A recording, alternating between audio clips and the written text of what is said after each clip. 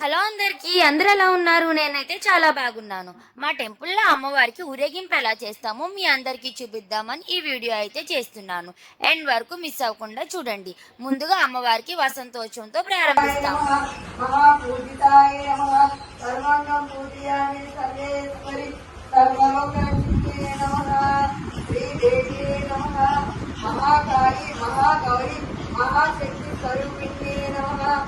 वसंतोत्सव सर्वरूपलक्ष्म्यै नमः। श्री दुर्गा देवी आवरण पूजांगं करिष्यते।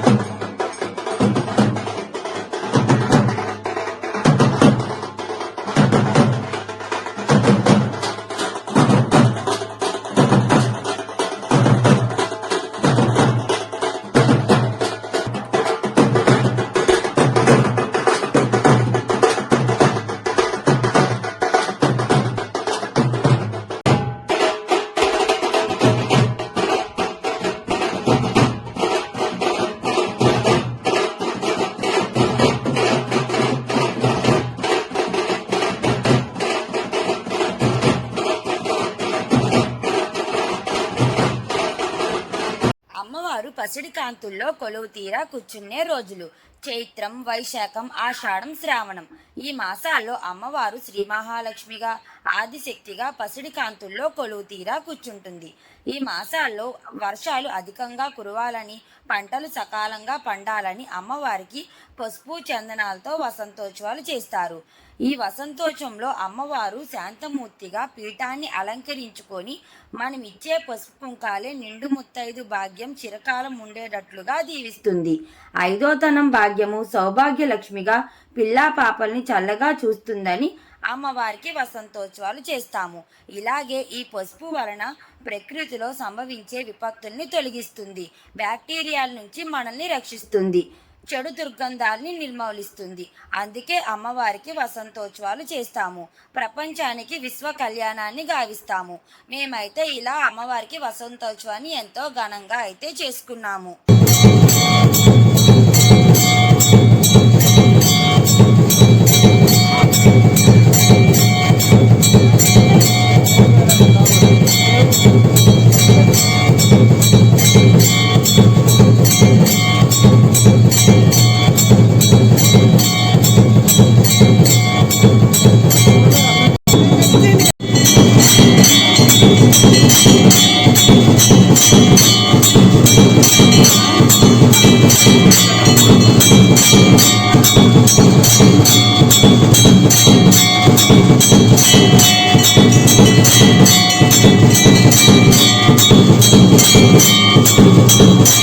ఎంతో ఘనంగా అమ్మవారికి వసంతోత్సవాన్ని అయితే పూర్తి చేశారు. దేవీ శరణ్ నవరాత్రులు ఎంతో ఘనంగా జరిగిన సందర్భంగా అమ్మవారికి ఊరేగింపుని అయితే ఇలా చేసుకుంటున్నాము.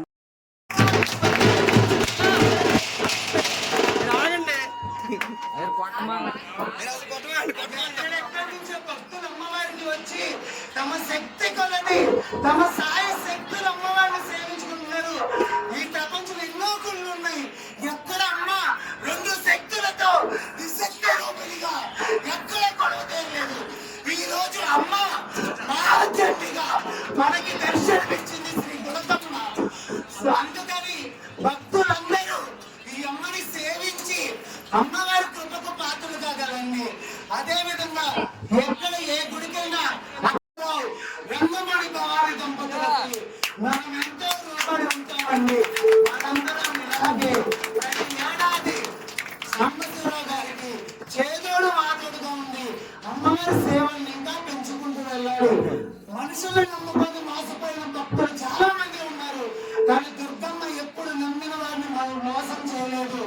కొలిచే వారికి కొండ బంగారమై భక్తుల కర్మ వెళ్ళివై వెలసిల్లుతుందమ్మ. అలాగే శ్రీ శివగులకమ్మ తల్లి ఆలయాన్ని అయితే మేము కట్టాము గాని ఇప్పుడు మాట్లాడే భవానీలందరూ కూడా మాకు చేదోడు వాదోడుగా ఉండి మమ్మల్ని అయితే ముందుకు నడిపిస్తున్నారు. ధన రూపంలో చేస్తేనే సహాయం కాదు, వీళ్ళంతా కూడా కష్టించి నిద్రాహారాలు మానుకొని అమ్మవారి గొప్పతనం 10 మందికి తెలియజేసి భక్తులు అనుకునే కోరికలు తీరే మార్గాన్ని వాళ్ళకి తెలియజేసి అమ్మవారి ఆలయాన్ని అభివృద్ధి చెందేటట్లుగా చేస్తున్నారు. సహకారం ఇచ్చాడో లేదో తెలియదు, కానీ కష్టించిన రూపాయిని భగవంతుడు పెట్టుకోవాలి.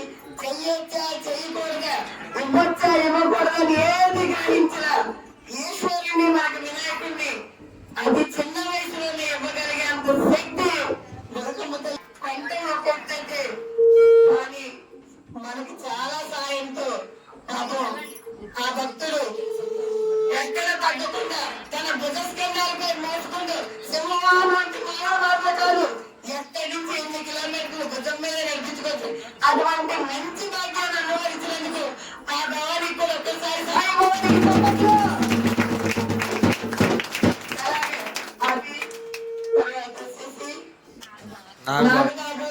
అలాగే భవానీ మాటలు అందరి సహకారాలతో తొలిసారిగా భవానీలందరూ కూడా వాళ్ళ మనసులో ఉన్న భావాన్ని, ఒకరి మీద ఒకరికున్న ప్రేమానురాగాల్ని ఇలా అమ్మవారి దగ్గర అయితే చెప్పుకున్నారు. మా మమ్మీ డాడీ కళ్ళల్లో నేను ఎప్పుడూ కూడా ఇంత ఆనందాన్ని చూడలేదు. వీళ్ళందరి వల్లనే మా తల్లిదండ్రుల కళ్ళల్లో ఇంత ఆనందాన్ని అయితే చూస్తున్నాను. ఎక్కడో పుట్టి ఎక్కడో పెరిగి ఇలా అమ్మవారి దయ వల్లనే మేమందరం కూడా ఒక కుటుంబ సభ్యుల్లాగా అయ్యాము. మా మమ్మీ అయితే వాళ్ళందరికీ కలిపి ఇలా చిన్న సత్కారాన్ని అయితే చేశారు. ఈ సంవత్సరం మా గుడిలోకి వినాయకుడిని, ఈశ్వరుణ్ణి, అమ్మవారి వాహనమైన సింహవాహనాన్ని తీసుకురావడం జరిగింది. అందులో అమ్మవారి వాహనం సింహవాహనాన్ని తీసుకురావడం మామూలు విషయం కాదు. వీళ్ళంతా కూడా వాళ్ళ భుజస్కంధాలపై మోసుకుంటూ ఎన్నో కిలోమీటర్ల నుంచి ఎక్కడా కూడా తగ్గకుండా మోసుకుంటూ తీసుకురావడం జరిగింది. అందులో అమ్మవారి సింహవాహనం అయితే మామూలుగా బరువు లేదు, దాన్ని ఎక్కడా తగ్గకుండా అయితే మోసుకురావడం జరిగింది. ఆనందాన్ని అయితే మాటల్లో వర్ణించలేకపోతున్నాము.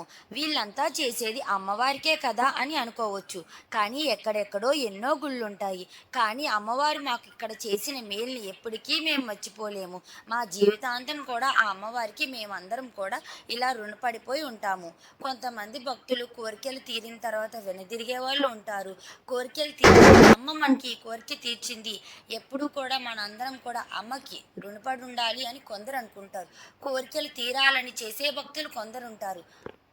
అమ్ముందని మనం మనస్ఫూర్తిగా నమ్మి అమ్మకి సేవ చేసుకుంటూ ఉంటే ఆమె మనకి శ్రీరామ రక్షగా ఉంటుంది.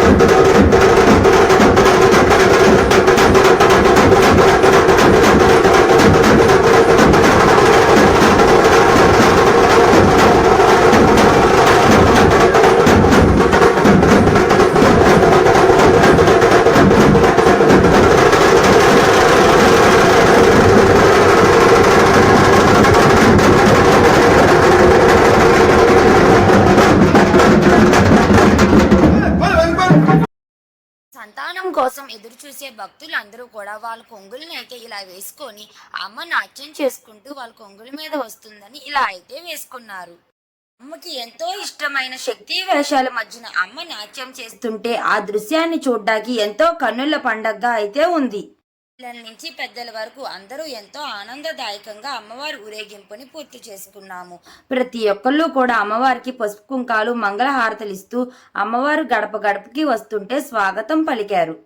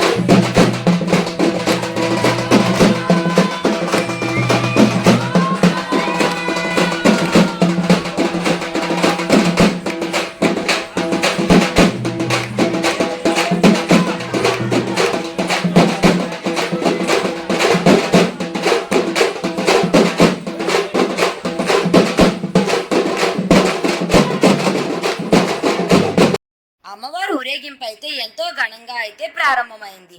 అమ్మవారే స్వయంగా ఉత్సవమూర్తి రూపంలో వారి భక్తుల బాగోగులను చూసేందుకు గడప గడపకి కూడా వస్తున్నారు. ప్రతి ఒక్క భక్తులు కూడా అమ్మవారికి స్వాగతం పలుకుతూ మంగళహారతులు అందించారు. తల్లికి మనం ఇచ్చే హారతులు, మనం ఇచ్చే పసుపు కుంకాలే మన కుటుంబానికి శ్రీరామ రక్ష. అమ్మవారి ఊరేగింపు ప్రారంభమయ్యే ముందు ఎంతో మంది భక్తులు అమ్మవారి ముందు 101 కొబ్బరికాయలు మొక్కుకొని ఆ మొక్కులనైతే తీర్చుకుంటారు. అమ్మవారు ఎంతో చక్కగా ముస్తాబయ్యి ఊరేగింపుకైతే వెళ్తున్నారు. అమ్మవారి ఊరేగింపును చూడడానికి ఎంతో కన్నుల పండగగా అయితే ఉంది.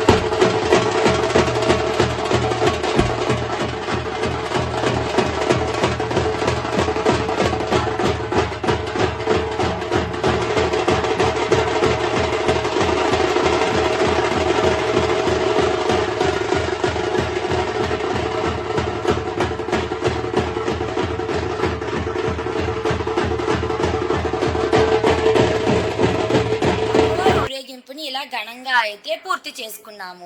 మా అమ్మవారి ఊరేగింపు మీకు ఎలా అనిపించిందో నాకు కామెంట్ సెక్షన్ లో కామెంట్ చేయండి. ఎన్నో వీడియోస్ కోసం అయితే నా ఛానల్ ని సబ్స్క్రైబ్ చేసుకోండి. Like, share and subscribe to